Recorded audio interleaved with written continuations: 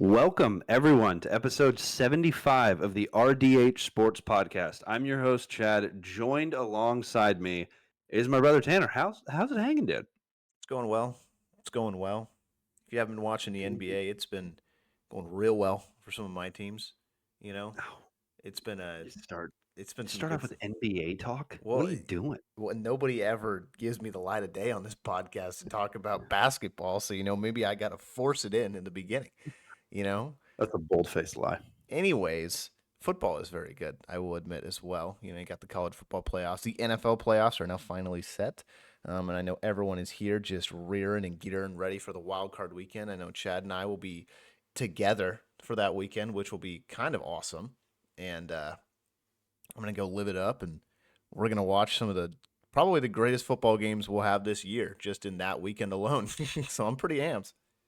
Literally, and not to mention, can't wait for that Florida Panthers hockey game. That's gonna be awesome. Where Tanner's coming down to Florida this weekend. We're gonna talk a bunch of football, but before that, Tanner's never been to a professional hockey game, folks. And for anybody that knows me, if you're watching on the old tube, you can see right there that actually is in fact I pointed the opposite way. Nailed it again. That in fact is my jersey. I did play in the Junior Olympics for Team USA, roller hockey, not ice hockey. But Tanner's going to go to an ice hockey game. We get to go see the Florida Panthers, get to go see Kachuk, get to go muck it up. Boston Bruins, little Brad Marchand. Can't wait for that. But you nailed it. Football talk. And guess what? More football talk this week with a little bit of World Juniors sprinkled in there at the end. But we're going to get into some football talk, and we're going to just start right off the rip. Who's your MVP? I'm gonna name four guys right now, and I'm going to go ahead and name their stats. Comment if you have another MVP that you think, if we didn't think of one. But Tanner and I left off Joe Burrow, but Tanner told me not to leave him off, and I completely agree. I fumbled that one. So we're going to start off.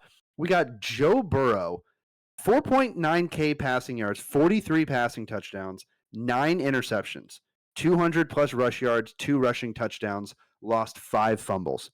Josh Allen, 3,700 plus passing yards, 28 touchdowns, 6 interceptions, 500 plus rushing yards, 12 rushing TDs, and he lost 2 fumbles. Saquon Barkley, 2,000 rushing yards, 16 touchdowns, has a chance to break the all-time rushing record, lost 2 fumbles. Most likely won't do it because he's going to sit at the end of the game, but still, or sit the last game. Lamar Jackson, 4,000 plus passing yards. He did sit the last game, but yeah.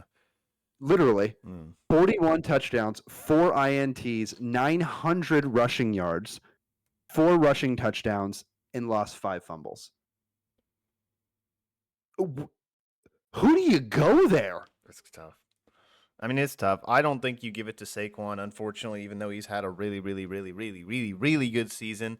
I gotta ask you a question about Saquon. Do you think it's a bit odd that it's all like he's going to break the rushing record? Like, it's technically game 17. You know I mean, he technically is not going to. Well, he, flat out, he's not going to break it. Period.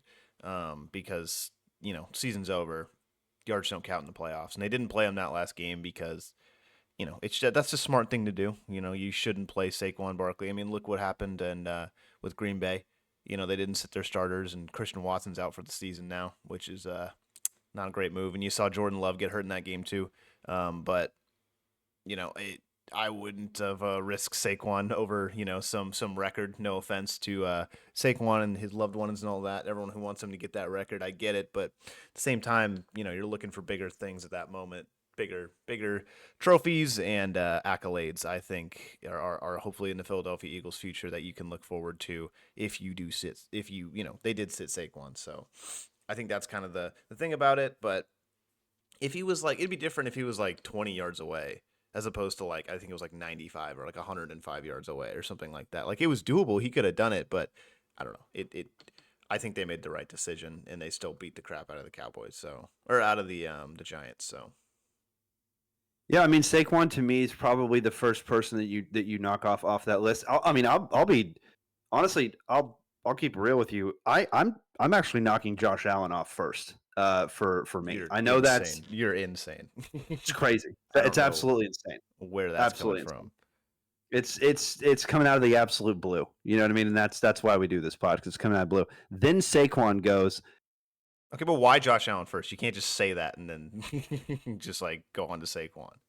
Well, because it's easy. Like I just read the stats. You know what I mean? If you look at Josh Allen, he's like 14th in the league for passing yards. Now, look, I'm not downplaying his season by any stretch of the means because you could argue up until a trade that he did not have really anybody, and he hasn't had anybody really his entire time, aside from Dalton Kincaid, which was the number one tight end prospect last year.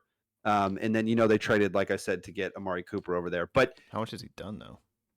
Exactly, hasn't done a ton, hasn't played a lot. So I get that, but at the same time, if you're at 3,700 passing yards for me, and you essentially are 14th or 15th in the league in that category, for me, that's why it knocks you down a peg. Now, then you go down to the other stat, 12 touchdowns. Saquon had 16, and that's absurd. Josh Allen had 12 just by literally rushing the ball. So if you add that up, Josh has got 40 touchdowns total. Mm-hmm. Lamar has 45, and Joe Burrow has 43, and then 2 rushing touchdowns, 45. So they all have more touchdowns than Josh Allen. Now, could say that they've given the ball away more, and you could also say that Josh Allen, and argue aside from Saquon, has the best record and potentially the best chance. Joe Burrow's not even in the playoffs, so it's going to be really hard for him to get picked anyway. But if you're closing in on 5,000 yards passing, I mean, when was the last time we saw that? You know what I mean? It's been a while since we've seen that. So for me, that's why I can't knock off Burrow for the first quarterback. And you know me, I'm a stats guy. I'm an analytics guy. So for me, that's what I'm going to do. Now, like I said, I have watched a lot of Buffalo this season, and I have watched Josh Allen win a lot of games single-handedly, put the team on his back. But for me, that's why I'm going to knock him off. So clearly, Josh Allen, I think, might be your guy, if not number 2. Number 2. I mean, he's probably he probably is my favorite for MVP. I just think what he's doing is truly amazing given the talent that he has on his roster and the fact that how well they've gotten off. And a part of me is just a little like, yeah, I mean, Lamar, he has, I guess, 5 total more touchdowns, but he also has played an entire extra game than Josh Allen has. And same with Joe Burrow. Like, he's played 17 games. Josh has only played 6. Well, I guess Josh started the 17th game, right? But he didn't play in it whatsoever. Yep. And so, I mean, yeah, you can't speculate. You know what I mean? You can't just take one game out of the entire group and then just like be like, okay, we can't count this game whatsoever. Like, I get that, but I think you do have to factor it into a decision. Now, I have seen it in previous years, like, what constitutes or like what the people are looking for who are voting for the MVP. And it changes pretty much every year. But when, let's say, like Lamar wins his MVPs, it's usually because they're the number 1 overall seed. You know what I mean? It's usually because they're playing really, really well and they're getting a lot of wins and things of that nature, which is kind of why I don't think Joe Burrow is going to win it. He'd be my next quarterback off the board, like the first one for me. I think Joe Burrow would be off the board just because he's not in the playoffs. And I don't think you can I don't think you can be the most valuable player in the NFL if you're not in the playoffs. And I think that's just, stats wise, I think he's up there, and I think he deserves to be up there. If they made the playoffs, I think this would be a whole other conversation. But I think it's stupid. That's how the way it works, but that is how it works.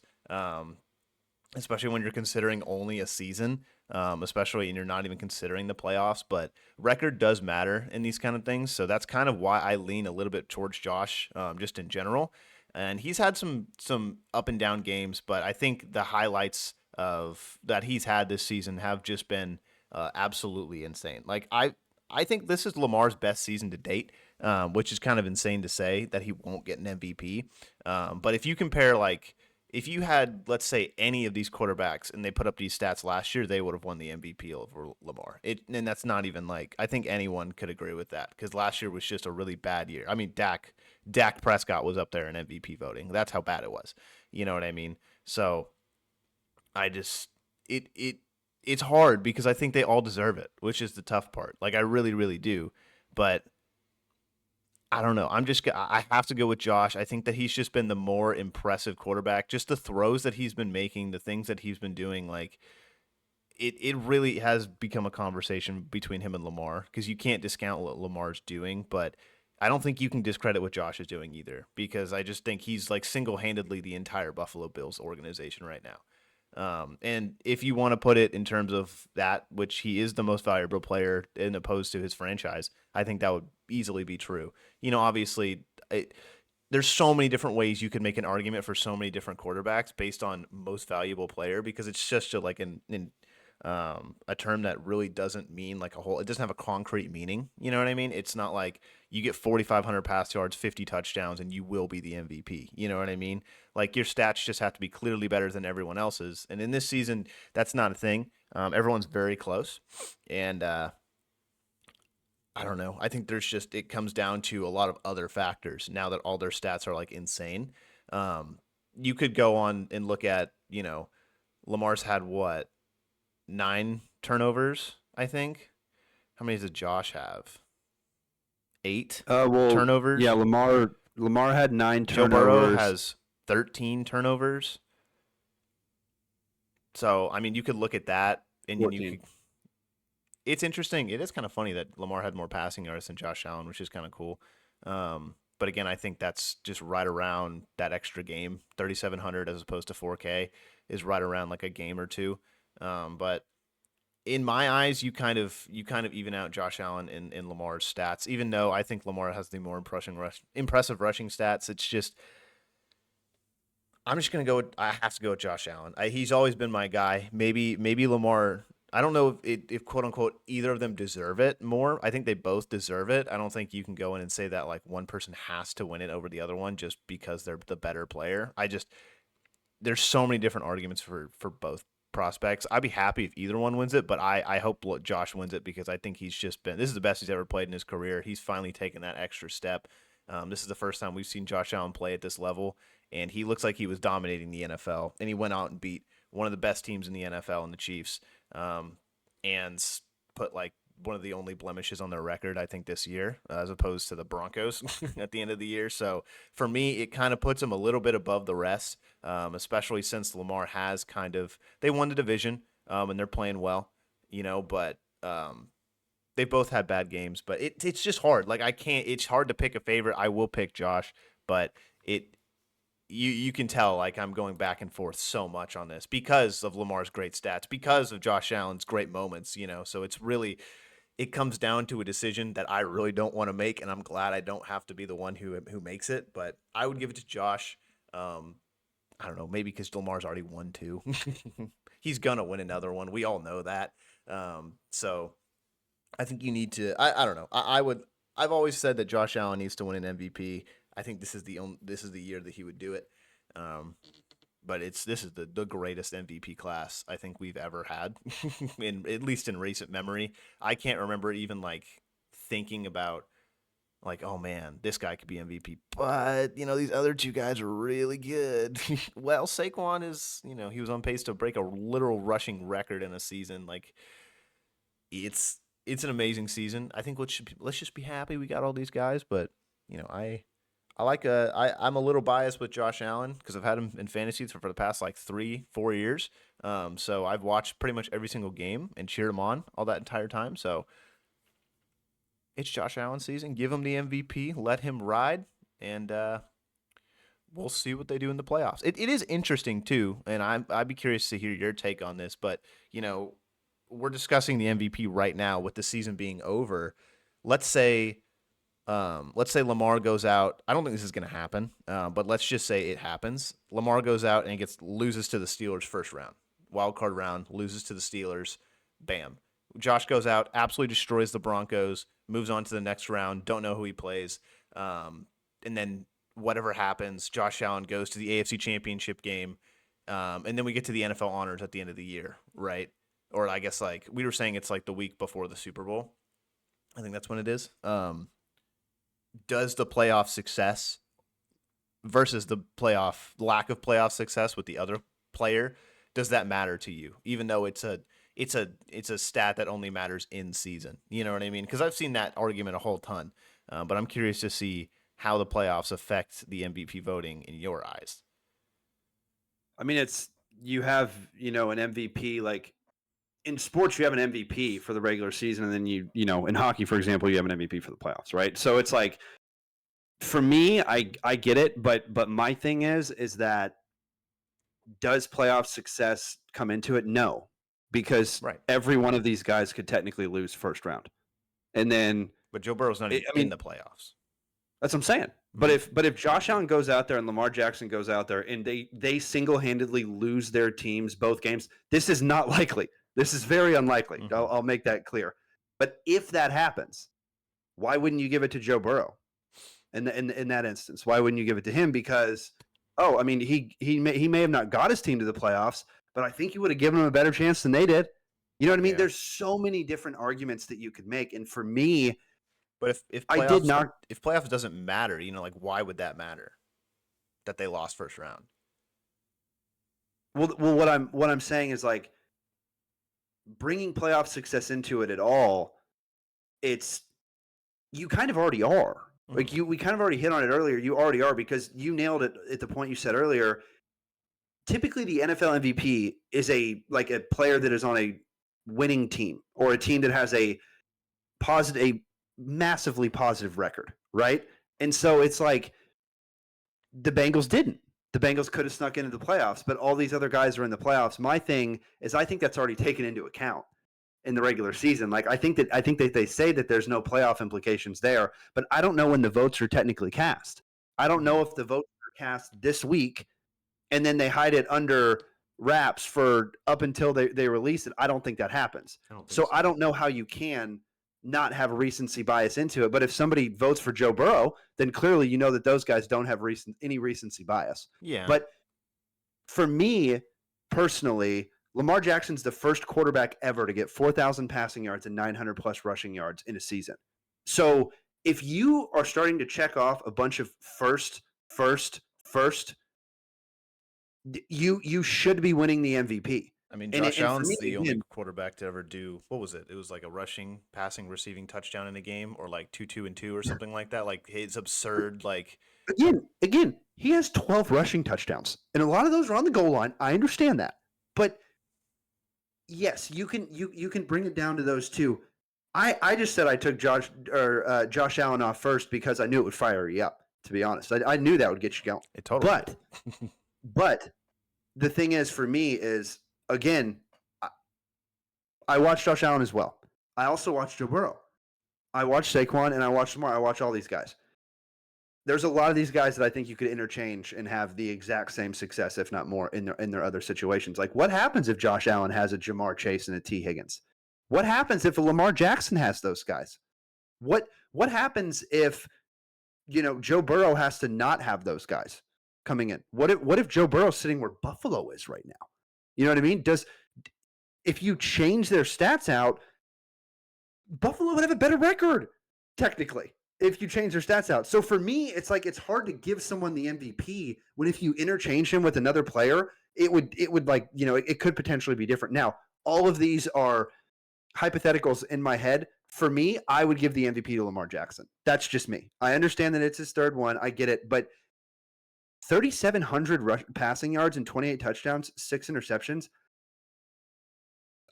That doesn't do it for me. I'm sorry. I mean, 40 touchdowns. Like, I get it. But... Now, then you look at 12 rushing touchdowns. Yeah. You look at the lack of weapons he has. You look at the lack of defense that is played during this season. Okay, it's really hard for me. Honestly, honest is Lamar Jackson 1, Josh Allen 2, Saquon 3, Joe Burrow 4. That's my true. And you could interchange Saquon and Joe Burrow for me because it's been a long time since somebody's gotten to almost 5,000 passing yards. But at the same time, when was the last time a running back almost broke the rushing record? You know what I mean? I don't think it was I think it might have been it was Derrick Henry. It was a while ago. Derrick Henry, one of the years when he reached 2,000. But that's the thing. Like, you get to 2,000. And CJ 2K. Don't forget about Chris Johnson back in the day. That dude was nasty. Yeah, but you get to 2,000, but it's hard to continue. Like, you see all these backs get close. Like, these guys get close, but no one really ever gets close to beating it. Yeah, exactly. And that's, again, thank goodness we don't have to make these decisions. We just get to sit on microphones and talk about it. But I'm going Lamar. You're going Josh Allen. Now let's continue to talk about these guys and let's move it over to the NFL playoff talk, because I think this is the stuff that I've been waiting to get for most because, like you said, you're going to be here Thursday. We've got college football playoff. Friday, we've got college football playoff. We're also going to hit those. Saturday, we've got NFL playoffs. Sunday, we've got NFL playoffs. You and I also got a hockey game we're going to. That is a sports-filled weekend. NFL playoffs, AFC. Chiefs have the number 1 seed.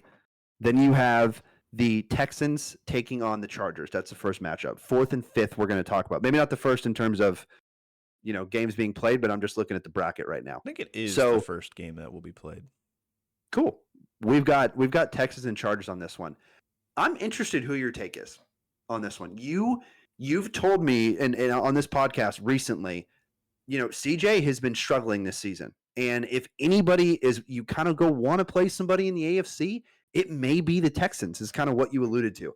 Do you still feel that way? Because you are welcoming a Chargers team that is playing hot right now under Harbaugh.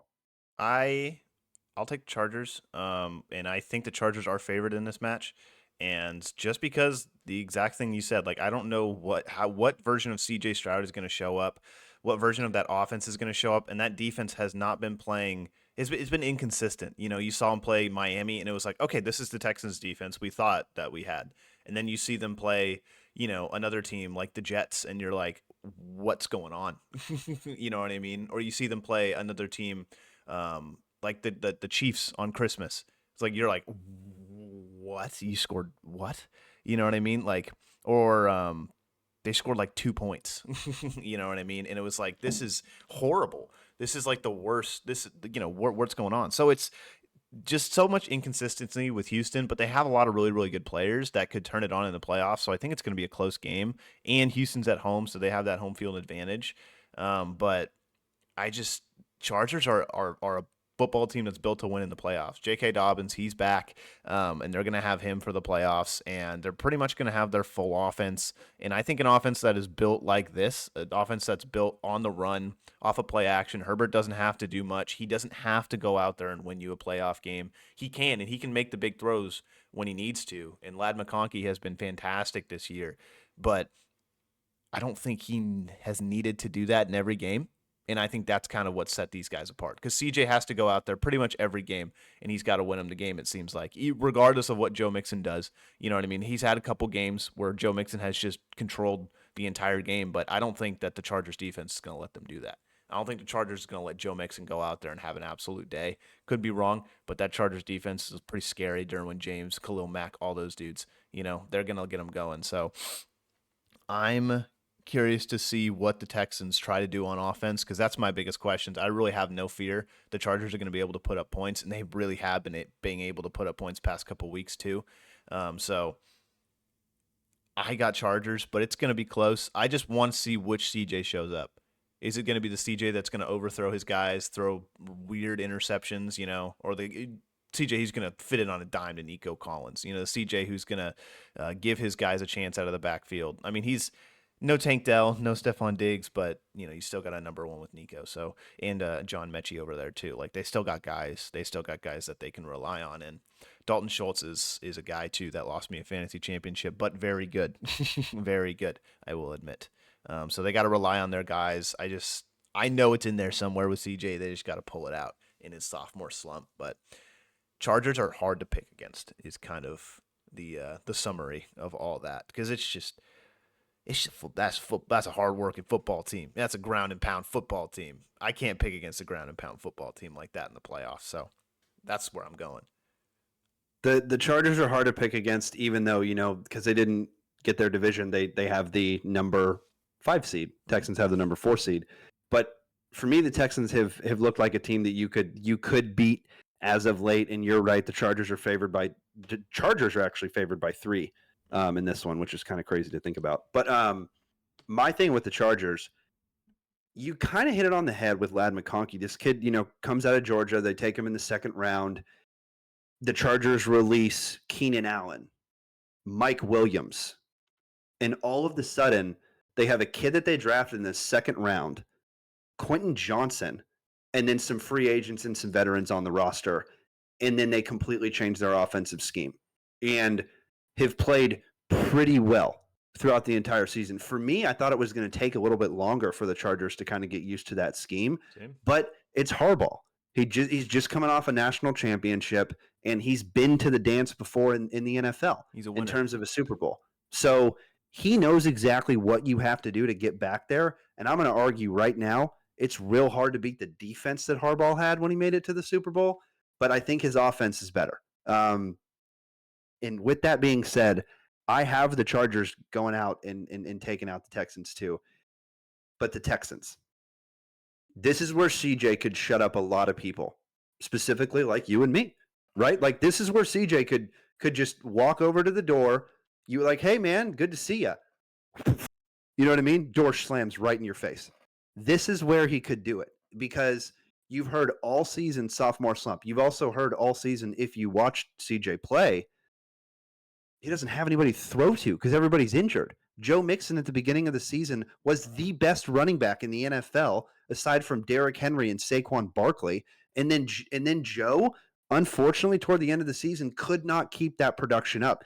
You could argue that Derrick Henry didn't even keep up his production that he had in the beginning of the season. The only one that did was Saquon Barkley. And that's why we just talked about him on the MVPs, but he's not on this segment anymore. He's on the next one. But the Texans are a good team. The Chargers are also a good team. This is the playoffs. It's only good teams playing against each other. And a 3-point favorite by the Chargers means it's going to be a very, very close game. And even Vegas thinks so. So for me, I'm also going to go Chargers, like I said, because there's so much more experience that they have on that side.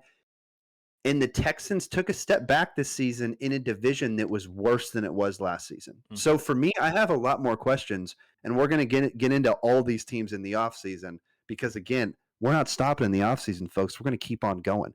Next AFC matchup we have the Ravens, the number 3 seed, playing the frickin' Pittsburgh Steelers, the number 6 seed. Baltimore right now is favorited by 10. Take me through your matchup on that one. Give me Baltimore. I think it's like we kind of said in the last segment, Lamar's on an MVP heater right now. The Steelers, kind of like to your point, going to use some verbiage you said, but a lot more questions than answers, I would say, with the Steelers right now. I don't really know what's going on with Russell Wilson, and that's not the best thing when you're going into a playoff game. Not to mention the defense is, where is it? Like where's TJ Watt? Like where is, Highsmith? Like where are these guys that you've been relying on the entire season to get stops, to get pressure? They haven't really done a whole lot. In the recent weeks. Granted, they've been playing some pretty good teams, the Steelers have, but they've not won a game in a little bit, in like a month or so, and that's really not good going into the playoffs. And they're playing against all these really, really good playoff teams. So it makes me think the Ravens are just going to go in there with home field advantage. They're going to do what they want to do. They have Derrick Henry, who is probably the best playoff running back you could ever have. He almost single-handedly brought the Tennessee Titans to a Super Bowl, right? Back in I don't know, like 2000, late 2000s or whatever. Probably early 2020s. Anyways, I just don't see the Steelers being able to get it going that well. I think the Ravens defense has gotten better as the years gone by, especially their secondary, and they're starting to play a little bit better. And they just played like a week ago, and we saw the winner. You know what I mean? And it wasn't really that close. So now I got Baltimore. I think Baltimore was saving a whole lot of plays for this matchup because they knew that they were going to go and play Pittsburgh at some point in the playoffs. But I think Baltimore was saving a whole lot of plays in that game, and they still beat them by a decent amount. So, well, they went out and they beat Cleveland, but the week before or whatever it was when they played Pittsburgh, I think they left some off the board. But I got Baltimore. I just by probably multiple scores, I would say.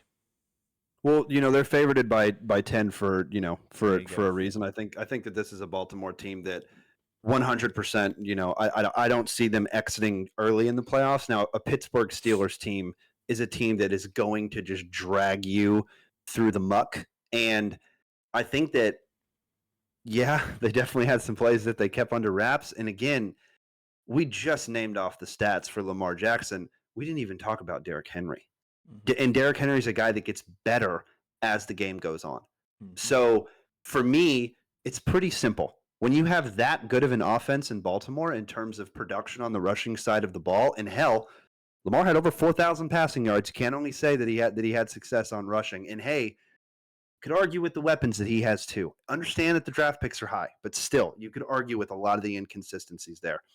Zay been pretty solid. Bateman been pretty solid, but a lot of those guys, that's tough. You know what I mean? That's tough. But anyway, the Ravens here. How do you pick against Lamar and Derrick Henry? How do you pick against a player like Roquan Smith that gets 10 tackles every single freaking game? Well, you're playing against Mike Tomlin. You could, but not for me. I think Lamar continues the MVP historic season that he's already had, and he punches his ticket to the divisional round, and he's probably going to play the Bills and the Broncos. So that's going to be another crazy matchup that we're going to get to next week. But the Ravens are a team to me that is not only built to win this round, but built to go very far. So for me, that's why I can't pick against them. Now I'm going to jump to the next matchup, the Bills and the Broncos. Number 2 Bills, Broncos number 7. Bills are favored by 8.5. The reason I wanted to jump to them so quickly was because the Bills. This is a team that's also, in my opinion, built to make it far in the playoffs on the AFC side. For me, there's 3 teams on the AFC. It's the Chiefs, and guess what? They're already into the next round. Then you have the Ravens and you have the Bills. The Ravens and the Bills are most likely going to have to play each other next week. So then you really only have the Chiefs and then one of those outcomes. And that's if the seeding implications work, because Kansas City plays the lowest seed, which Baltimore's 2 and 3. It's probably going to be the Chargers. Yeah. So for me, and that's the way they have it in the bracket. They don't even they can't play. You know what I mean? So for me, that's what I think is going to happen. It's kind of looking into the crystal ball in the future there a little bit, but Ravens, no way they get a wild card round exit after this season. You're joking. Bills and Broncos, though, I'm interested to get your take. 8.5 by Buffalo. What do you think about that? Because the Broncos and Bo Nix are riding maybe hotter than the Chargers right now. Now that I think about it, they're riding very hot, and I just don't. I don't see that. I don't see it being that much of a difference. I think the only way that it's an 8-point game or it goes over 8 points is if the Bills score 45. You know, like if the Bills go out there and just put so many points on the board, because I don't think that the Broncos will be like that, disturbed by like the Bills defense. Like if it's snowing, if it's a bad snow game and things of that nature, like maybe, because we see the Bills play in the snow all the time and they're great. But with Denver, it doesn't seem like their offense is that bad. If you have them going out and putting up, I get it, it's backups, but they made a statement, I think, this last week, and they shut out the Chiefs to give them their second loss of the season. Obviously, there's a ton of backups, but I mean, they've been playing real well. Their defense has been on a lot of really, really big games this year. They've had big plays and big moments. So I think it's going to be a little nastier of a football game than people are expecting. I don't think Josh Allen's going to go out there and be, Superman. I think it's going to be a little bit closer. I think it'll probably be a 1-score game, but you give Josh the ball at the end, and I think he'll make some things happen. I think that's kind of how it's going to go down. But the Broncos are not a bad team, like, at all. And Bo Nix is going to give you a great chance, I think. So it's going to be up to that Bills defense, see what they can do. If you can stop Bo Nix, I think this will be easy, but I don't think they're going to be able to do that.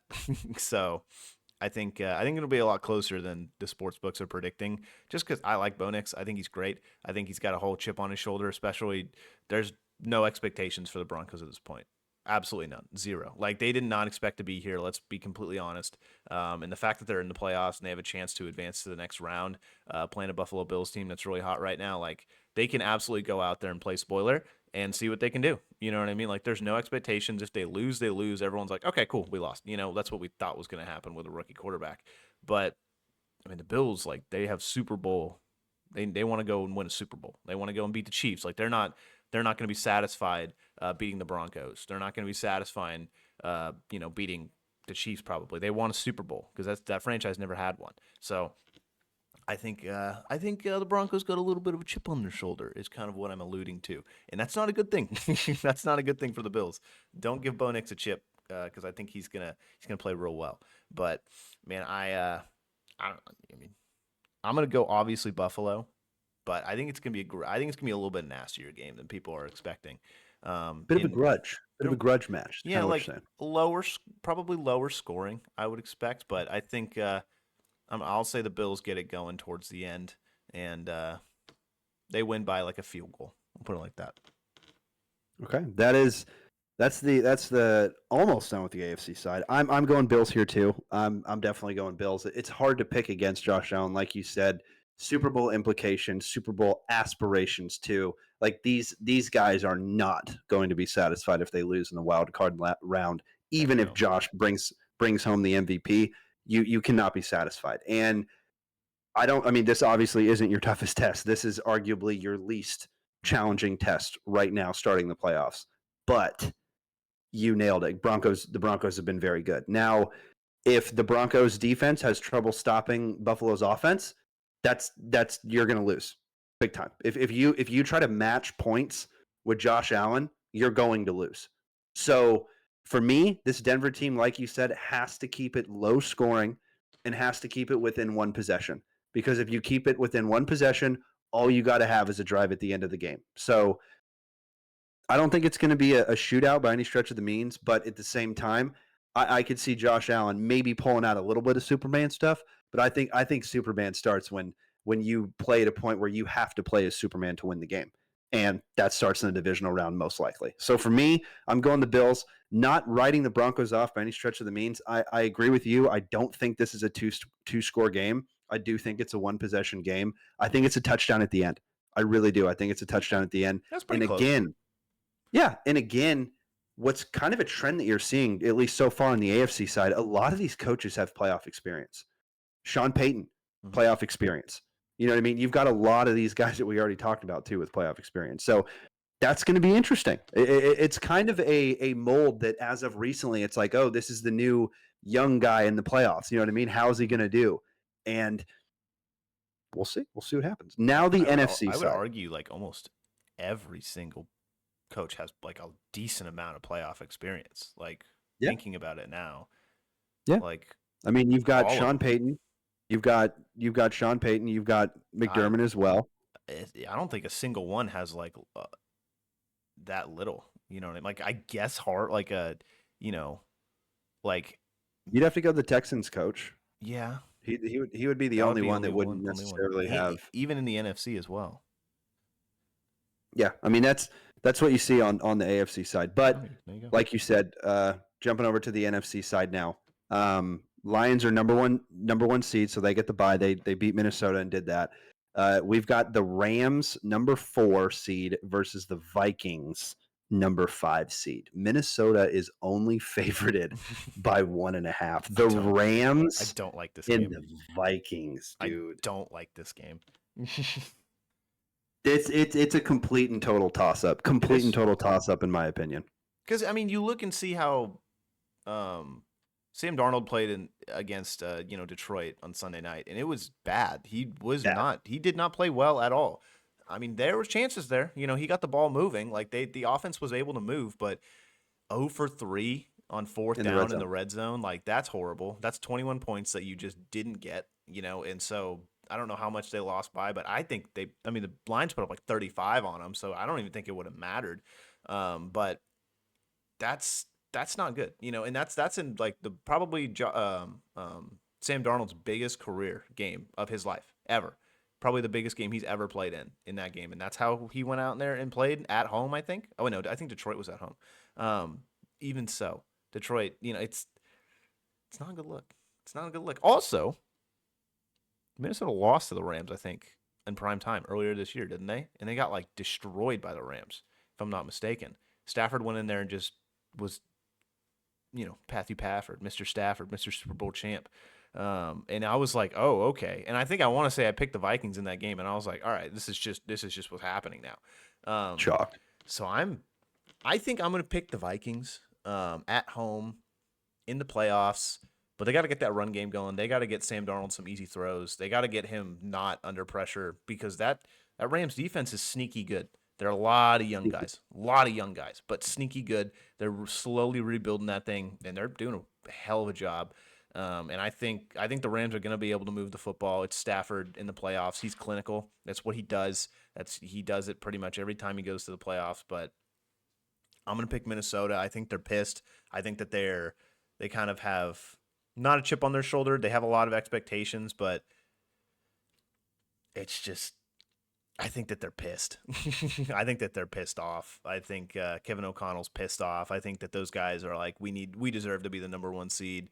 We're gonna go in there, beat the ever living hell out of the LA Rams because and especially with the fact that they lost to them earlier this season. So I don't know if I can pick the Rams basically to win 2 straight matchups against the Vikings. Just they're that good. There's a whole lot of tape on them already in this specific matchup. So I think Kevin O'Connell's going to get him going. He's kind of a smart dude, and that's what got him that head coaching job. And I think you're going to see the Minnesota offense really come back. I think that they're going to have a good game. I don't think this is going to be I think it's going to be a not a thriller, but a good football game. Not, ground and pound, not grungy, but I think this will be a fun game. And it's indoors too.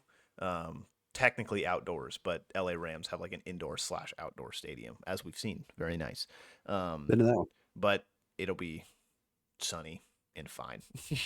So there won't be any issues with weather or anything like that. So I got the Vikings, Justin Jefferson, Jordan Addison. Like I can't pick against them. I know Cooper Kupp, Puka Nakua, Kyron Williams, like the Rams got it going, but Rams have been on and off. Vikings have been on and off.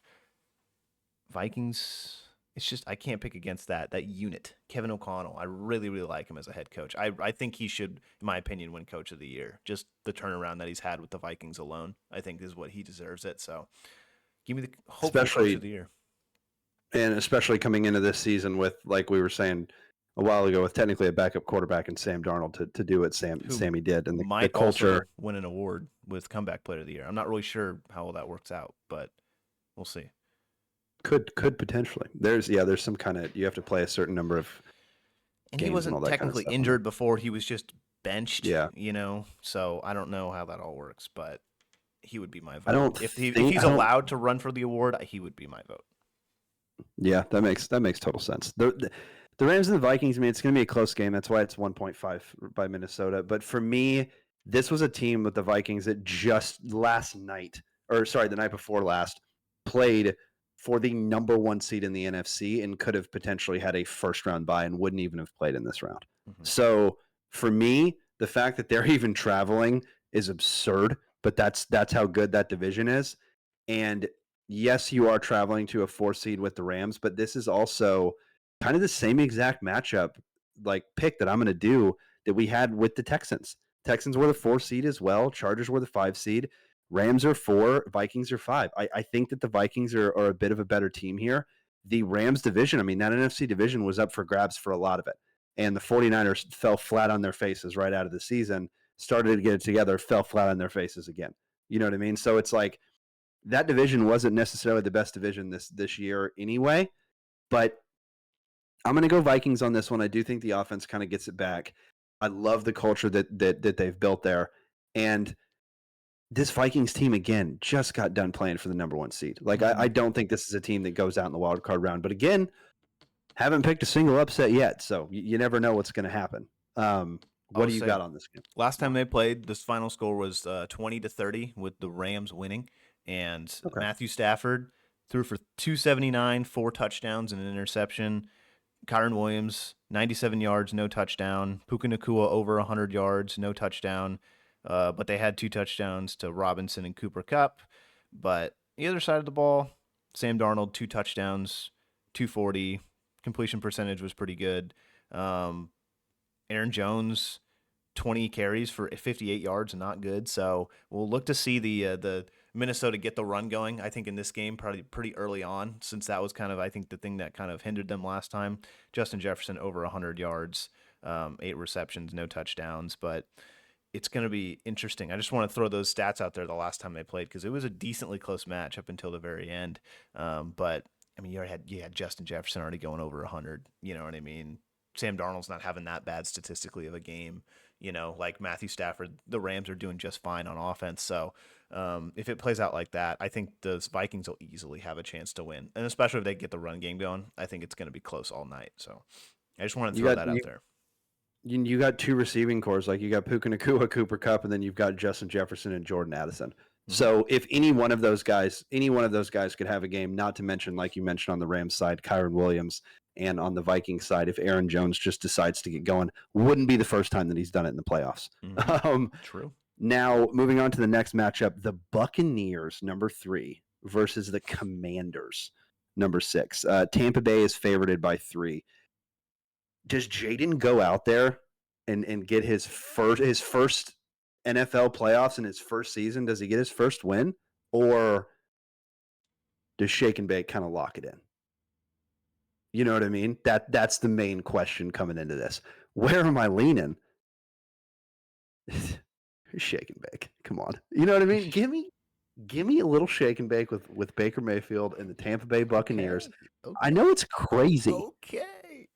I know it's crazy to go against the Commanders here, but if Baker has a game that he had a couple weeks ago, no one's going to beat him. Dude, nobody on the NFC side. He's balling right now.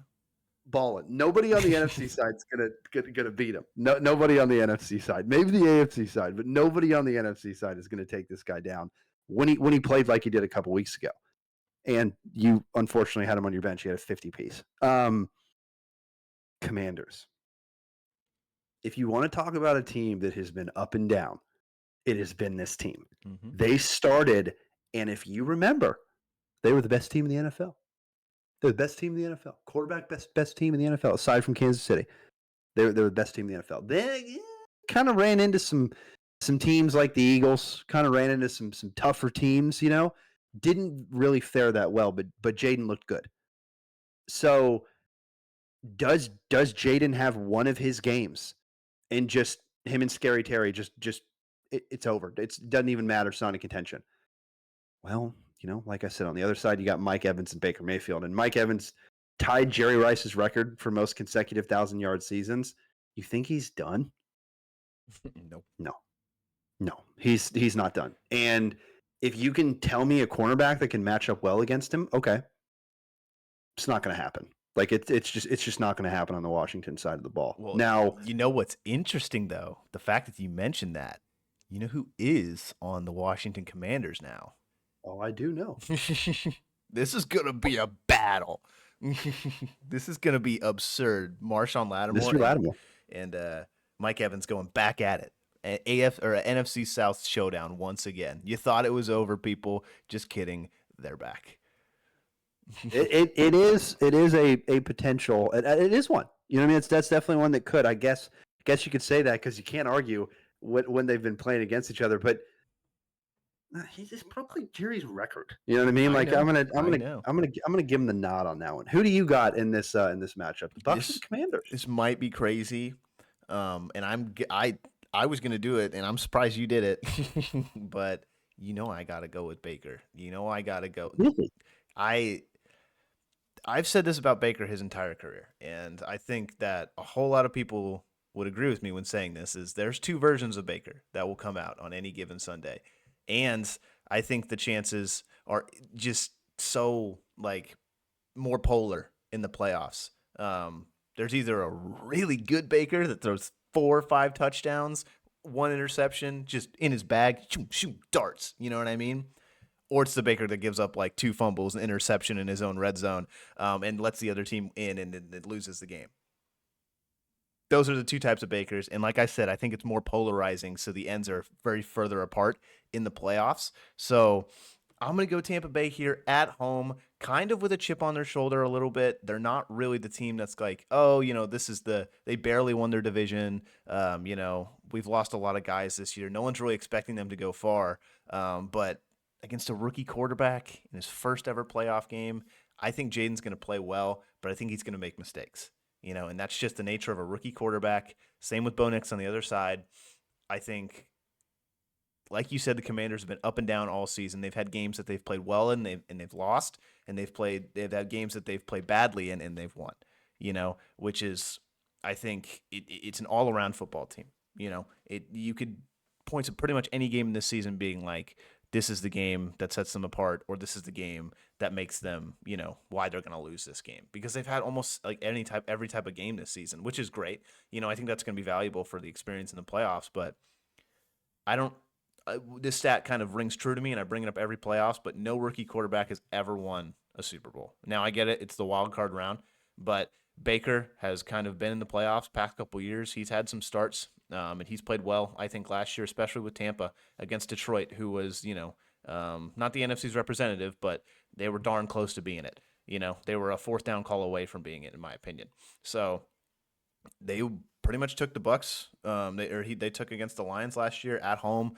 So I think it's going to be a similar thing. I think the Commanders are going to go out there. I think they'll play well, but playoffs are a different beast, and we're going to see how well Jaden's going to get going on the ground, how well he's going to be able to be throwing the ball. What running game is the Commanders going to show up with? Brian Robinson has been virtually invisible last couple of weeks. Austin Eckler, this whole running game, like what's the running back situation for the Commanders? Like I don't know. I just have a little bit more certainty with Baker Mayfield, a veteran quarterback, starting in the playoffs, even though the records are vastly different.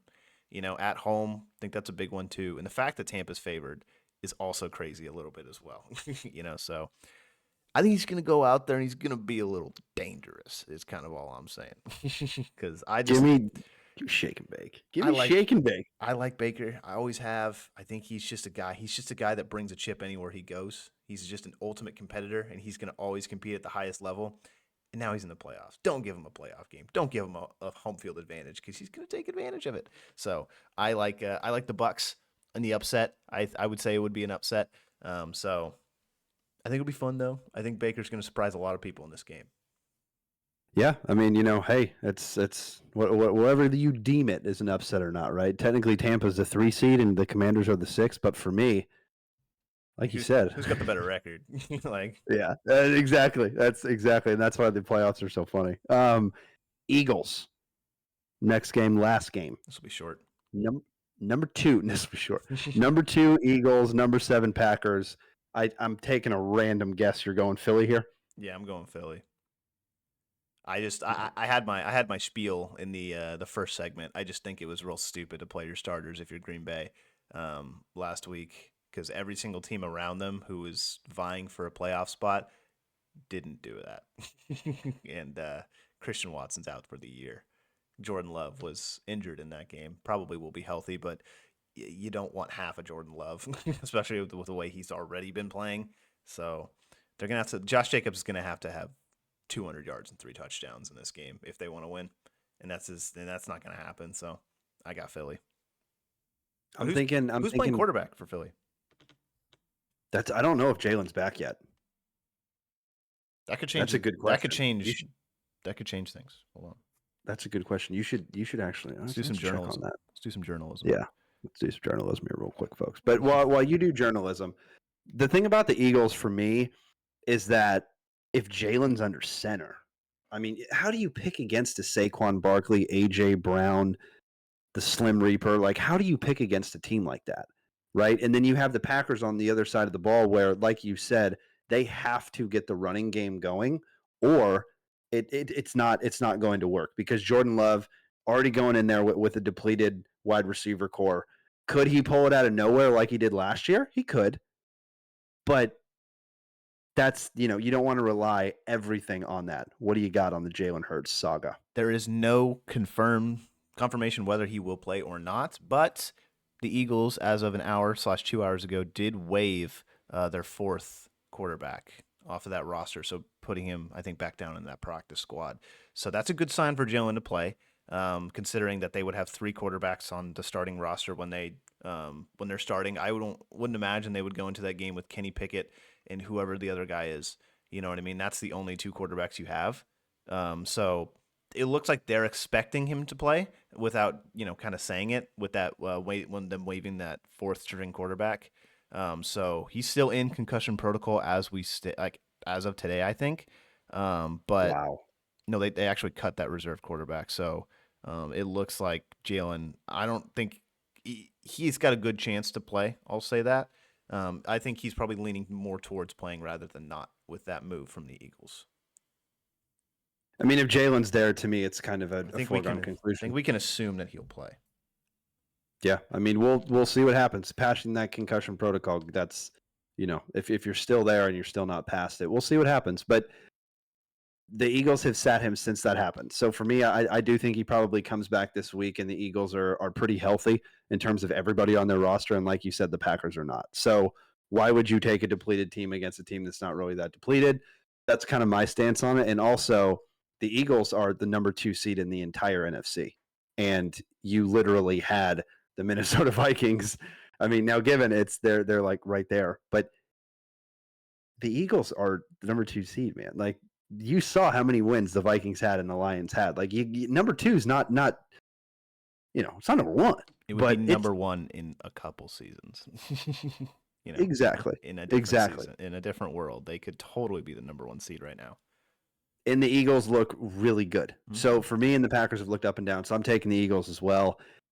That's all the playoff talk we got for this week. Like we said, we're going to be together watching them, so we'll break them down again next week. We're going to move on to a couple more NFL segments. This one's going to be some NFL coaching, more of rumors, kind of just interesting one that I couldn't believe that I saw. And it's legit.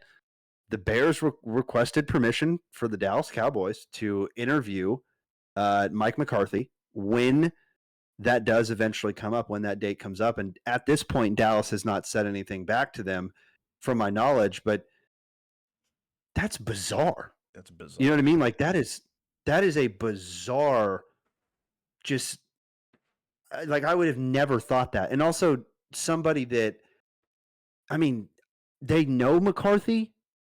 You know what I mean? Because it's like they're Chicago and they know him, but I was shocked. You know what I mean? Like, absolute shock that I saw that. And for me, it's like I was thinking Dallas, like Jerry just put that out to just make it seem like maybe to get Dallas fans to chill out a little bit. You know what I mean? But I mean, hey, go ahead. You know what I mean? Go ahead for me. But what do you think about that? McCarthy to potentially Chicago after Jerry Jones has come out and said of the Cowboys, I'm not saying that McCarthy's leaving this season. In fact, Jerry's favoriting McCarthy to potentially return as the head coach, which that's a whole nother story that we're going to get to once, if it ever does happen. And if it happens, oh, please tune in that next week, because the rant will be incredible by me. What the hell? What the hell? What the hell, Chicago? What do you think? Baffling, really, is kind of the word I would use. I just don't really understand why, throwing a jab at it. I don't know why you would, you're already bad at clock management. I don't know why you would get one of the worst head coaches in clock management in the NFL right back in your building, being like, hey, guess what? We're going to not call a timeout on Thanksgiving again next year.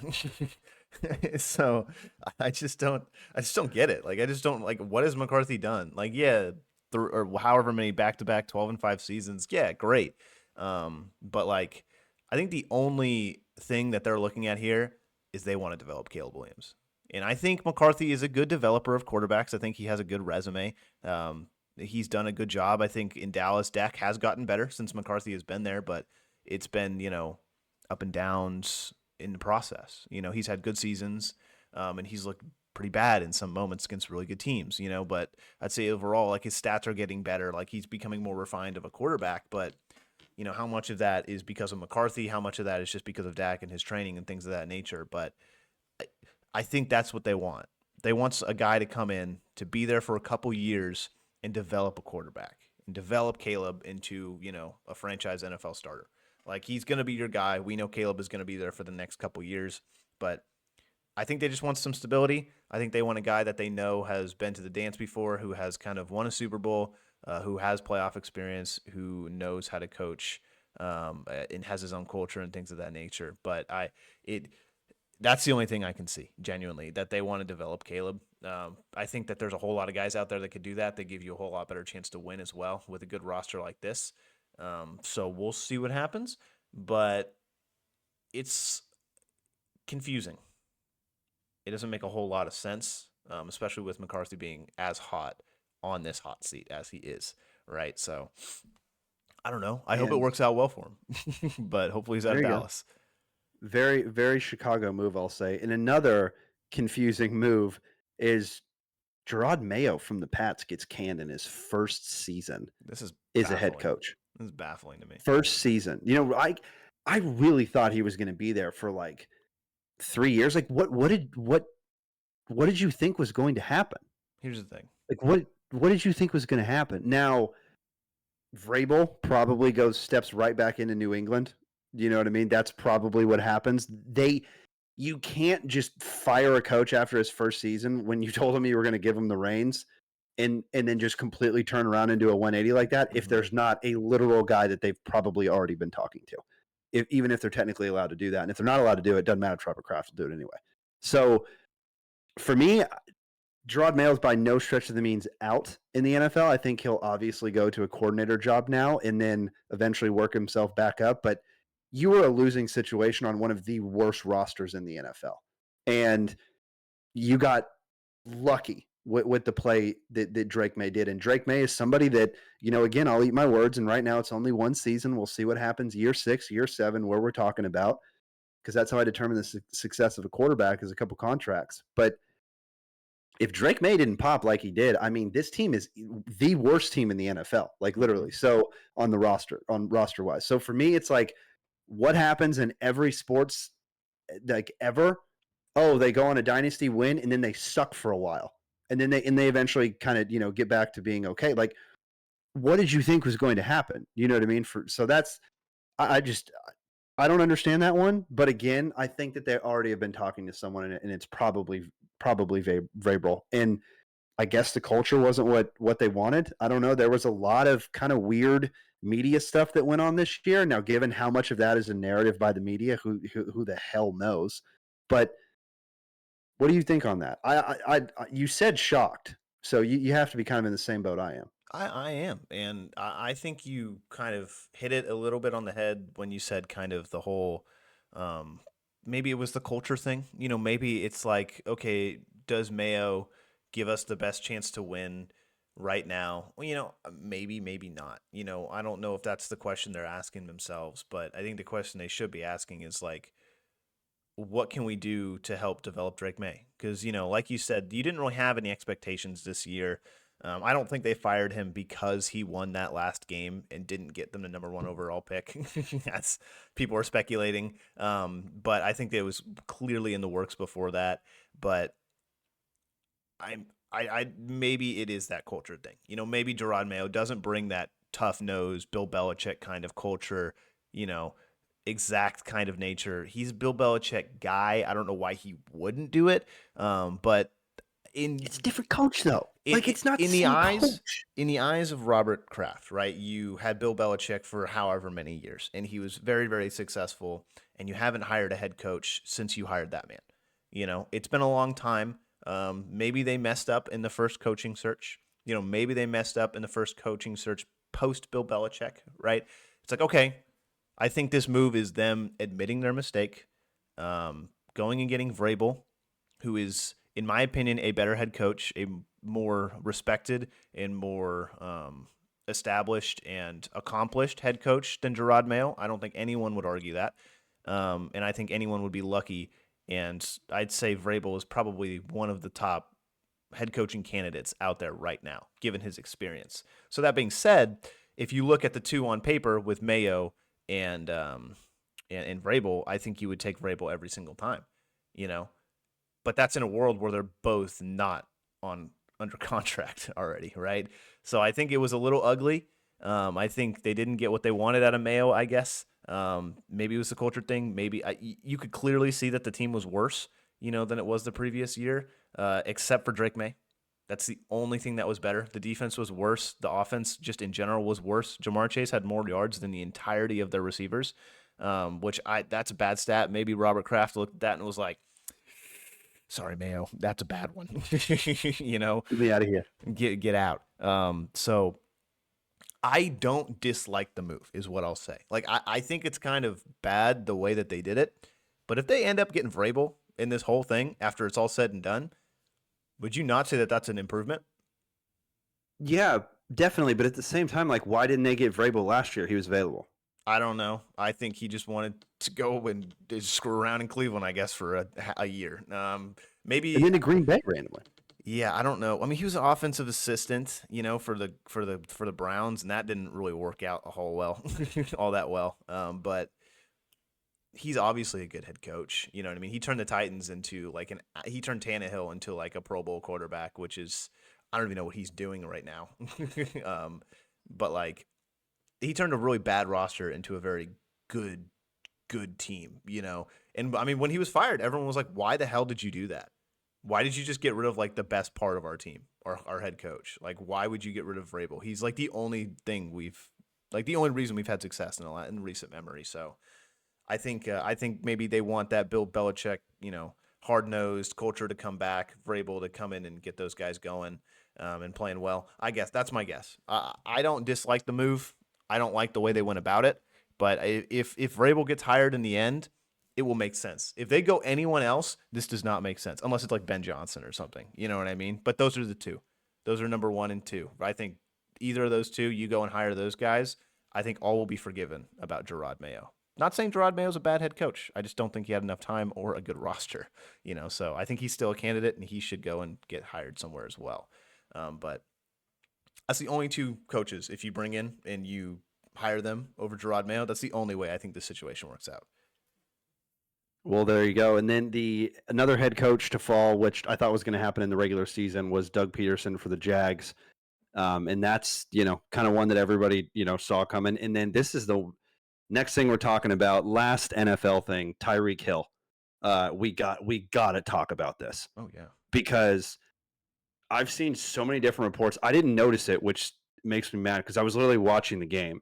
I didn't notice when Tyreek went out in the fourth quarter. I didn't remember his last play when he played.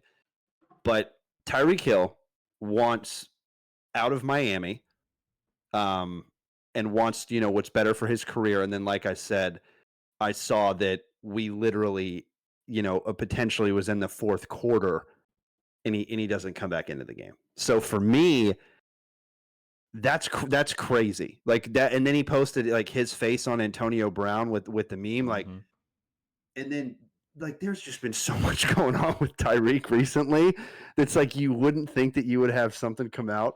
like this is funny, man. You know what? Players nowadays are doing it a lot more in terms with the NIL and everything in college. They're just leaving and going everywhere they don't want to be. And Tyreek's like, look, I don't got a ton left. I'm a veteran now, and I want to go somewhere where I'm going to get my yards. And I mean, Tyreek was horrible, abysmal this season. Now, you said it with all the injuries and everything, but that's not Tyreek that we're used to seeing. Now, is that the Tyreek Hill because of his play, because of he's literally becoming a veteran, and as you get older, your play kind of tends to decline? Or was that because of everything else that was happening on the side with the Dolphins? Because Achane had a hell of a season. You know what I mean? Now, given that's a running back, Jalen Waddle had his worst season as well. So what do you think about that one? For me, it's like I didn't see it coming, but okay, sucks if you're Miami, but I don't know what you could get for him. I also don't know like who's going to want to take on all of that. You know what I mean? In terms of like the contract and everything else. Now, there's going to be teams that want Tyreek Hill, but to do that at the end of the season was a bold move there, Tyreek. It's kind of, it's just, I mean, he's basically saying, "Come get me." You know what I mean? And so I don't love it when players do that because I just don't think it really sends a really good like culture message to the team you're about to go to. Considering like, oh yeah, if you suck, I'm just gonna leave. Plain and simple. You know what I mean? Like if you guys suck, I'm just not gonna be on your team. It's like it's not very. It's an interesting way to look at it. Obviously he'll get signed. He's very very talented. And it's baffling because the 2 years prior, I thought he had really good years. They didn't have the playoff success that maybe he was wanting. But maybe that's your fault for going to Miami, I guess. They're just not a team that really has had a whole lot of playoff success recently. But I mean, they've been there. They've been there, but like they haven't really done a whole lot in the playoffs. Tyreek's had great years, but like maybe he's just pissed off at the inconsistency with Tua not being on the field. Maybe he wants some quarterback, it just consistency in general. Like it's hard to go from Pat Mahomes to Tua, and That's what I was gonna say. Tua not being there like half the time. It might just be Tyreek Hill is just going to be the new Kevin Durant of the NFL, where he's just moving around all the time, looking for different teams. But I don't know. Every couple years, he's just going to leave and go to another team. He's like a my player in Madden. He's very talented and he can do it. That's the thing, though. Like he's going to get the money, he's going to get paid. So why not do it? I don't know. I see both sides of the coin. Really, I would want out of Miami too if I were him. They got a good thing going on there, but they just don't really. They haven't really won a whole lot with the roster that they've been given. Injuries, playoff success, whatever it's been. He just doesn't want. He doesn't like it there. He doesn't want to stay there. But the way that he did it was a little funny. I'll admit. He probably could have gone about that better.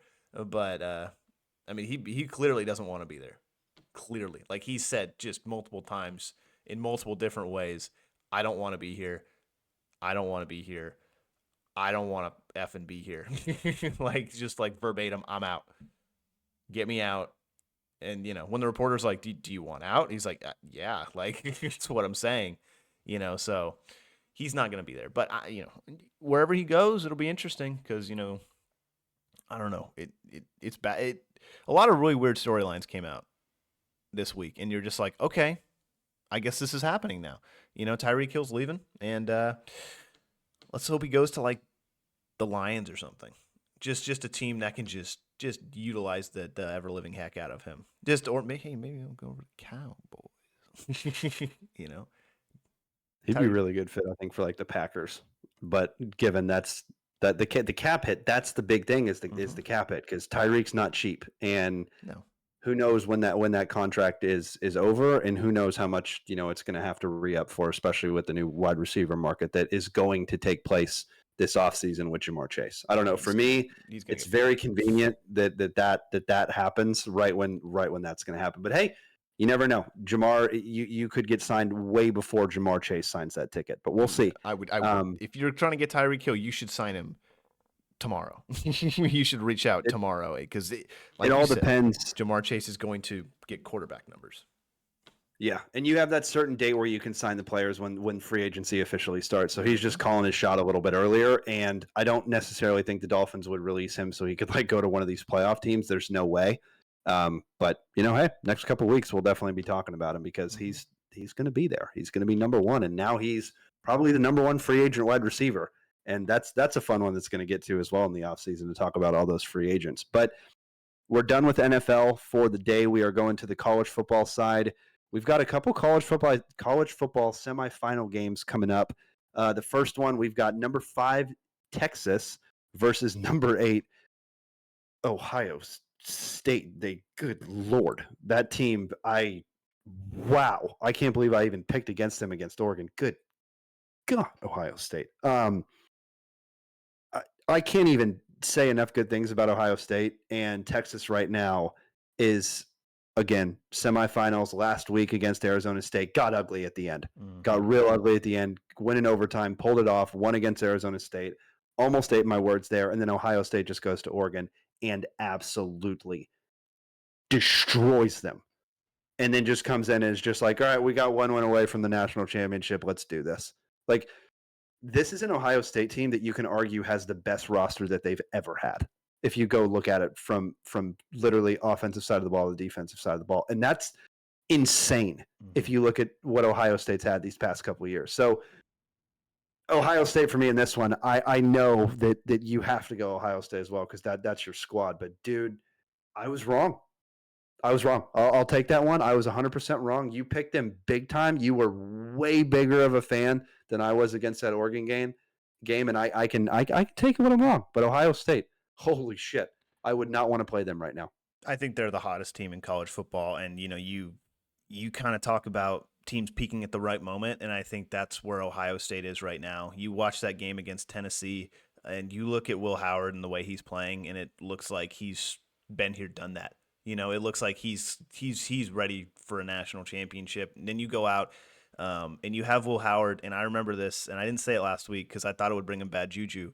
But he goes out and he says in his press conference, "We didn't lose to Oregon." we lost to ourselves.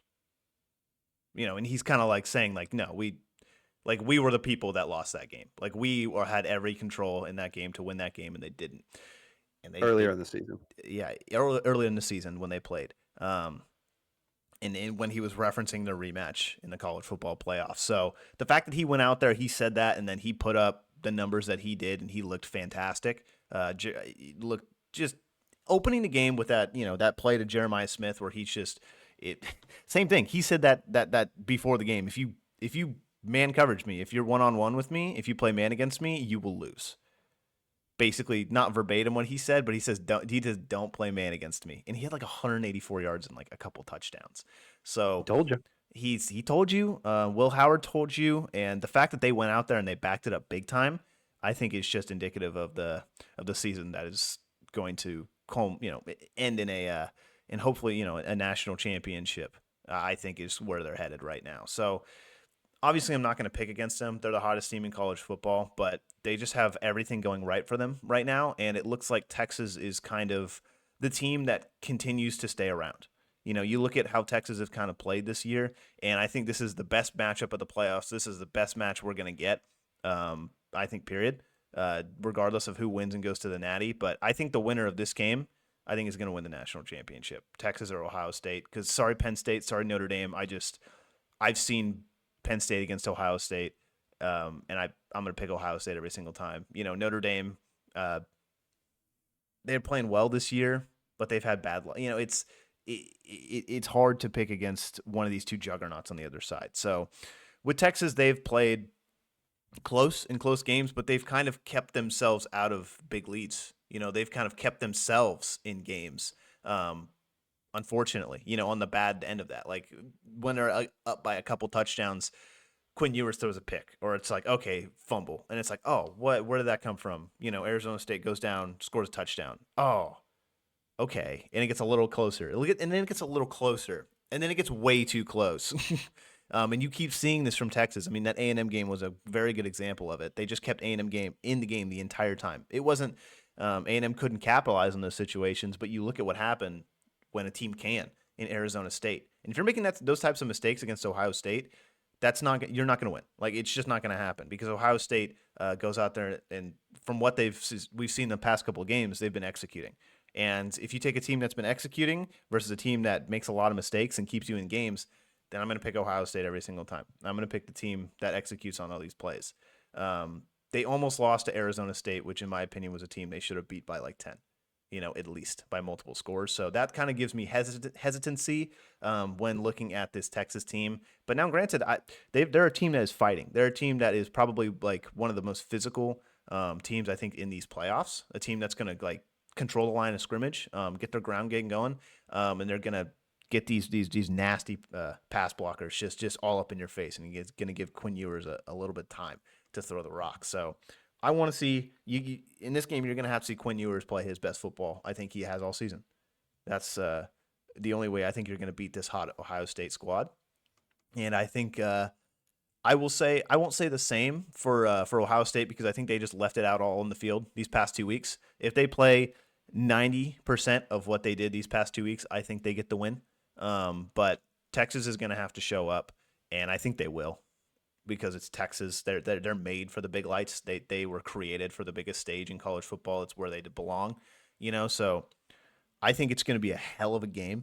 I really don't think this is going to be a blowout. I think this is probably going to be the best game we've had, and I do think the winner is going to win the national championship. Just based on this side, because just the sheer talent of these two rosters is going to be like lightning. It's going to be awesome. It's going to be fireworks. So I really hope we get like a really like big scoring match, a match that's 45-48. But I don't know. I think it's going to come down to whoever controls the line of scrimmage, whoever is going to be the groundy poundy kind of team. We've seen these teams go through the air a whole ton recently. Texas doesn't give up in these games, but I think whoever controls the line of scrimmage is going to win this game. And Ohio State's been doing it real well this year, but Texas has been doing it really, really well on the defensive side as well. So it's going to be a hell of a match. I'm curious to see what we're going to do on the other side and to see if you think the same out of my matchup on my national champion winner. Like, do you think Penn State, Notre Dame has a chance at either of these two teams? I think if Ohio State wins, I think the only way Ohio State loses is, like you said, Quinn Ewers goes out there and is like, hey, maybe I will declare for the NFL draft, and maybe I won't come back, and maybe you will take. Who knows? Like, if Quinn Ewers goes on this like ride this week and next week in the national championship and walks it off, like where the hell do you pick Quinn to start it off in the NFL draft? Does he come back? Who knows?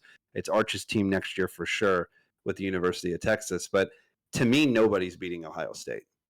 Like, they did that to Oregon, who was the number one team in the country and had already beaten them earlier in the year. And they dominated Oregon. Oregon And had not lost. no, they had not lost, and they had already beaten Ohio State. And again, you nailed it. The rosters with these two teams are like lightning, and specifically a lot more lightning on the Ohio State side.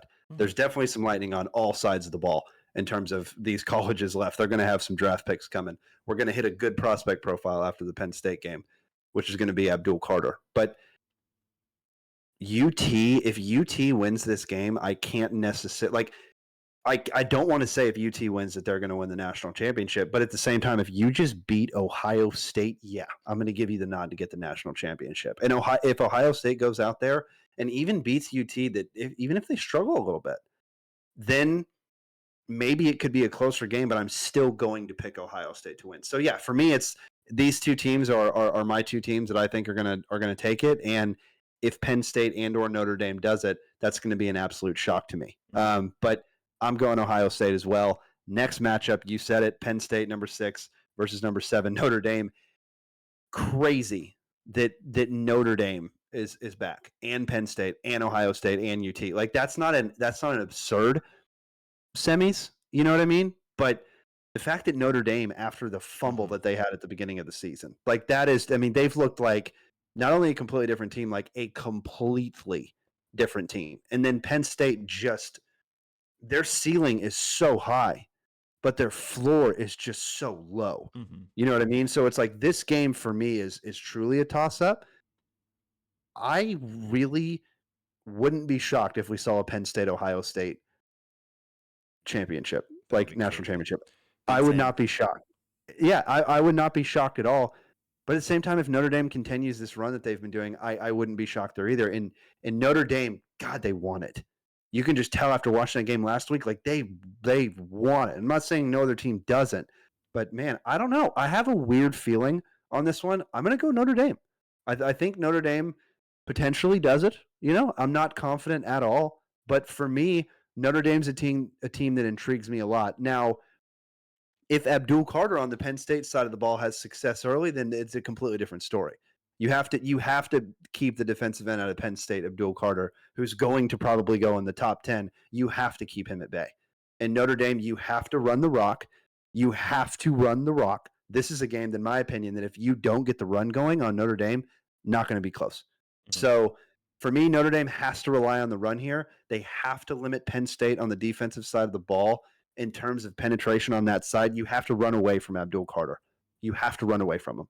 So for me, that's how you have success on the Notre Dame side, but Penn State's going to be scheming for that as well. So it's going to be a close game, but I'm going to give the nod to Notre Dame right now. And hell, I picked Ohio State last week, or I picked Oregon last week against Ohio State. So don't put too much stock into me. Put a little bit more stock into Tanner on this side, but this is going to be a hell of a game.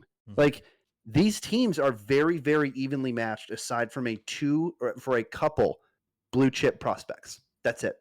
That's the only difference in these two teams. So Penn State versus Notre Dame. What do you got on this one? I think the biggest question in my mind coming into this matchup is how well can Notre Dame's defense play against this Penn State offense? Because I think that we've seen this Penn State offense really get going in a lot of games this season. You know, you look back at that Oregon game in the Big Ten Championship, and you're like, okay, this team played damn well against, you know, quote unquote, at the time, the best team in the country, right? When Dillon Gabriel was slinging the rock. And I like Penn State in this matchup. I think that they have more offensive firepower. I think that they're just the better team as a whole. But I do think Notre Dame is one of those teams that kind of takes you down to their level. They're a team that has probably one of the best defenses in the entire country. And that's, like I said, my biggest question. What is that defense going to do against Penn State? How are they going to limit this Penn State offense? because we've seen Penn State really get high flying at times this year, and they look unstoppable, but when you watch that Georgia game, you were just kind of thinking and waiting, okay, when is Georgia going to break a big one? When's Georgia about to, go in, big play, go down in the end zone, score a touchdown? And it happened a couple times, but that was about it.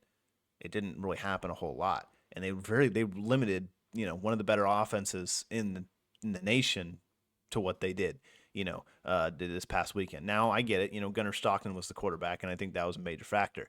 But they still were, that was still a good Georgia team. Like, they're still not a bad team whatsoever. And they were getting to the quarterback, they were getting pressure, and they really made Gunner's life really poor. Like, it was not good a game from him whatsoever. And I think that was in most part due to that Notre Dame defense, man. Like, I think that they forced a lot of that. I don't think it was Gunner's mistakes in a whole lot of situations. I think they forced him into those mistakes. I think that he was pressured all day because of that. And I think if you have Stetson Bennett in there too, he probably plays better. I'll give you that. But I don't know if he plays a whole lot better. This Notre Dame defense, I think, is for real. I think this is going to be another grindy game. I think I'm going to go Penn State, though, just based on this offense, based on the fact that they've played the best teams in the country. They might be in the best conference. I'll say that. The Big Ten might be the best conference at this point, based on how many Big Ten teams just kind of go at it in these playoffs. But and we do have 2 Big Ten teams remaining as of right now. But when you go toe-to-toe with an undefeated Oregon and you almost beat them, when you go, toe-to-toe with some of the best teams in the country almost like every other week, I think I'm going to pick Penn State as opposed to a non-conference Notre Dame. I like Notre Dame. I really do. But they're going to have a whole lot of success at limiting Penn State's offense, which is in, probably the highest they've been in the season. So I don't know. Notre Dame's offense I don't love it. They struggled against Georgia, but Georgia's defense was at full force. And if that's the type of performance you're going to bring to Penn State, I think Penn State beats you every time. So I like Penn State, man. I've been picking Big Ten teams this whole time, and I think, it's starting to work out a little bit. So Penn State's look good. If we get a Penn State Ohio State final, I probably would have told you that I didn't see that coming. So that would be fun. Big Ten in the final. But we got to get there first. This matchup will tell us so much. But it is cool that we have a winner in this college football playoffs that we haven't seen, at least in the last 3 years. I don't know when the last time Notre Dame won it or Penn State won it. I know Texas won it, when I was a young kid, and Ohio State won it not too long ago. But it's going to be the first winner for a college football national championship in a decent amount of time. So it's very fun. We don't have a Michigan. We have no Georgias left. So nobody, no Alabamas. This is peak football. This is peak. We're going to have a new champion for the first time in a while. So I'm very excited. I think whoever wins, I'm going to be amped. Obviously, I want Ohio State to win, but I think it'll be amped for whoever wins, really. Gotta love the college football playoffs, and like you said, NFL playoffs that we just got done talking about. It's playoff time in football land, so it's the best time of the year aside from the draft. And speaking of the draft, we're gonna go to prospect profile. Like I mentioned earlier, talked about Abdul Carter, the 6'3", 252-pound defensive end out of Penn State. He is a junior, so there's a possibility he could go back to school, but I don't think so. I think he's going to be an early first rounder. That's my grade for him. My projection is going to be an early first rounder. Like I said, top defensive end for me, prospect in this class by far. A&M with Scorton is there at number 2, but right now Abdul Carter beats him because, well, I'll get into that. One of his best games was against Ohio State, and he was in the backfield practically the entire time. That's Ohio State. That's the best roster in college football that you can argue, and he was in the backfield the entire time. You have to scheme against this guy. You have to game plan against him. I just mentioned that if he's on one side, you have to run on the opposite side because he does like to get in the mix with stopping the run as well. But he has an incredible ability to get lower than the defender at an extremely high speed. Now, when I say that, it's not a swim move. He's almost ducking under these guys. He's 6'3", 252 pounds, which means this player has a lot of bend in his body. Quickness as well off the line is top tier. You don't see more get off speed in this draft class than him. He is a true pass rusher at the next level. But again, like I said, he does like to get in the mix with stopping the run as well. So my favorite defensive end prospect, probably going to be a top 5 pick for me. If he's not, I'd be pretty shocked. I'm not sure he'll be the first defensive prospect taken in the draft.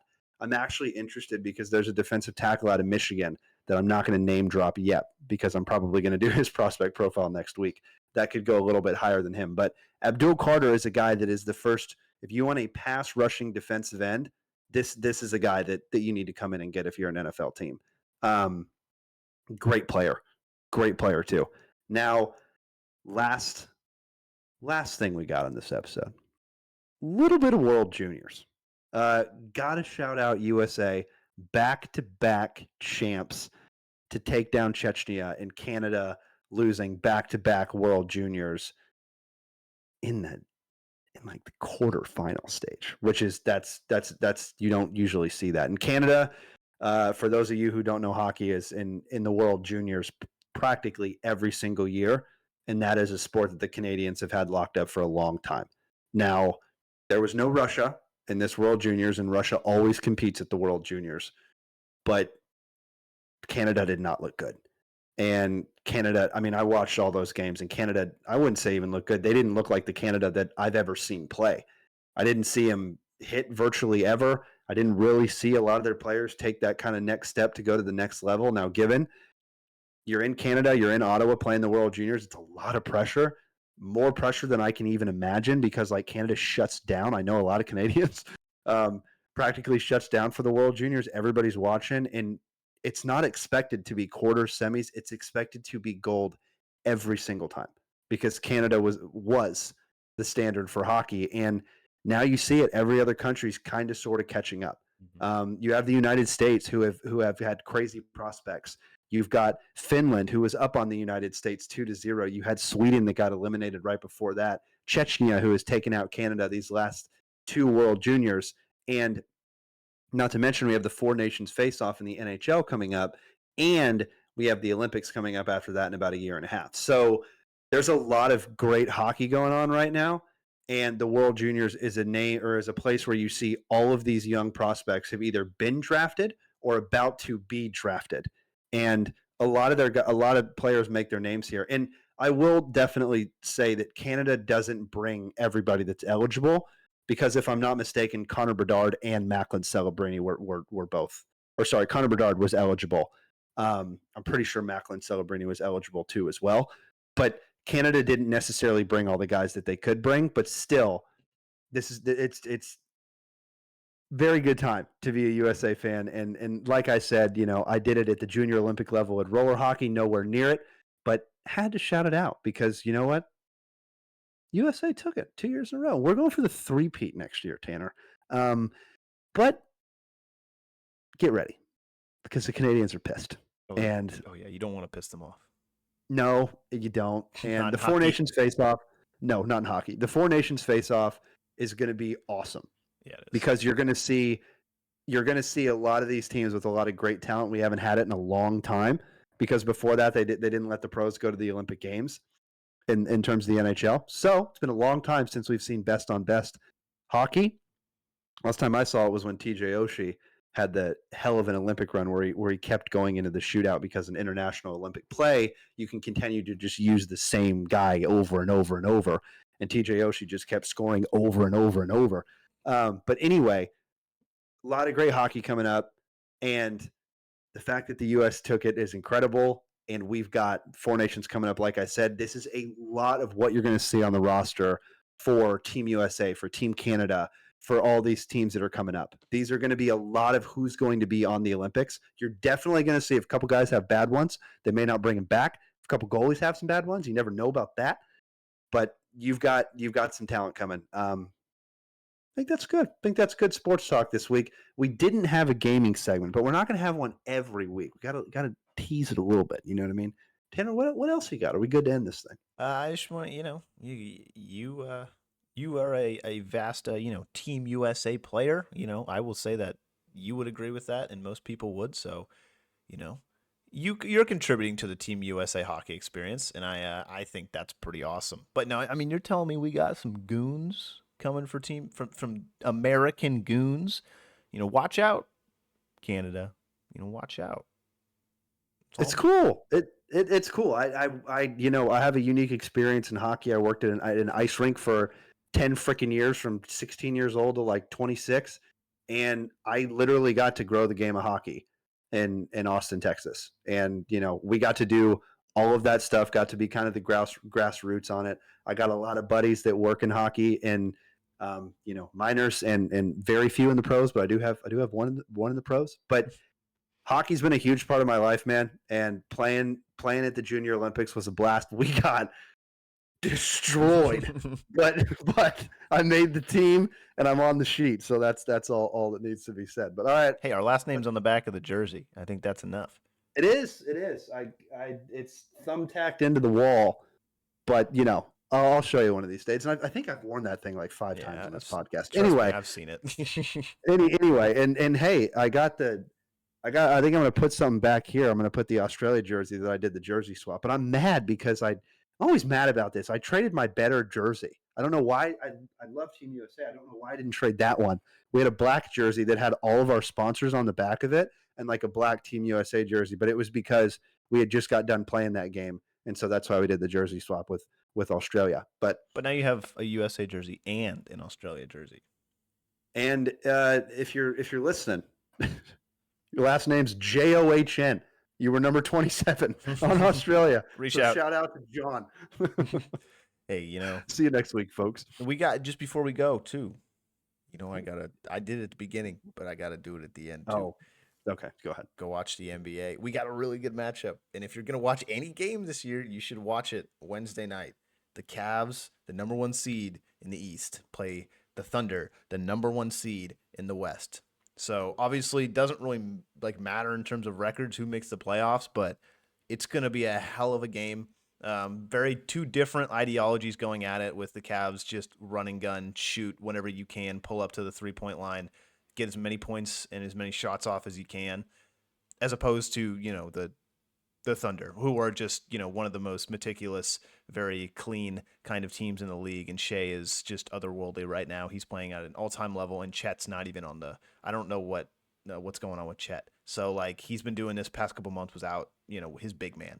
So it's going to be a stellar match. It's going to be absolutely electric. The Thunder just took out the Celtics, who were probably favored this year to be the number 1 seed in the East, but the Cavs are right there, and we'll see what they can do. We'll see if they're for real. But if you're going to watch any match this year, you should watch that one, because the Cavs are an electric basketball team, and the Thunder are literally lightning.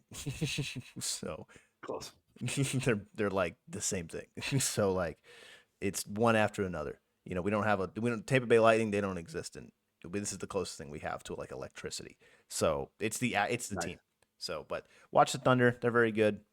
Watch that matchup. I think it's at 5:00 standard or central time, which is I don't know. Do your conversions yourself. It's 5 or 6 or 7 or 8, wherever you live. But go watch the NBA, and that's all I got. Victor Wembanyama, go play some more chess and win the Defensive Player of the Year. See ya. He will. Goodbye.